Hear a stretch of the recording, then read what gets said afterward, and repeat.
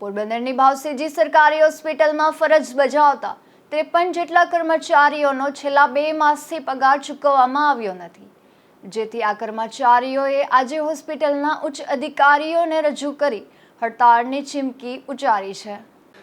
પોરબંદરની ભાવસીજી સરકારી હોસ્પિટલમાં અલગ અલગ વિભાગમાં અલગ અલગ ખાનગી એજન્સી મારફતે કોન્ટ્રાક્ટ બેઝથી અનેક કર્મચારીઓ ફરજ બજાવે છે।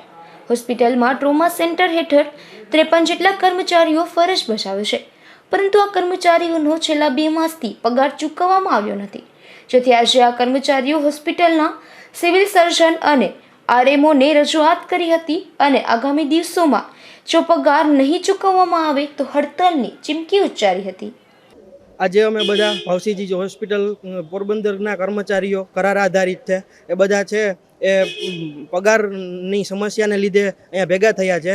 અમારો છેલ્લા 2.5 મહિનાથી પગાર થયેલ નથી, એના માટે અમે સીડીએમઓ આરએમઓ સાહેબને મળ્યા, પણ એ કોઈ સરખો જવાબ દેતા નથી, કોઈ પણ એક તારીખ નથી આપતા કે આ દિવસે થઈ જશે કે નહીં। એના માટે અમે ભેગા થયા છે ને જો આ પગાર 2-3 અઠવાડિયામાં નહીં થાય તો અમે આગામી 1-2 દિવસમાં હડતાલ ઉપર ઉતરવા માટે જઈ રહ્યા છીએ।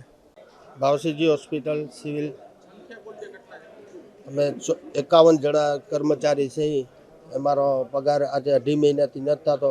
આરએમઓ સાહેબ, સિવિલ સર્જન સાહેબ, નેહાબેન બધાએ અમારા માટે ગાંધીનગર, અમદાવાદ ગયા, તોય છતાં ત્યાંથી અમારો લેટર આવતો નથી, એના હિસાબે અમારો પગાર અટકાવી બેઠો છે।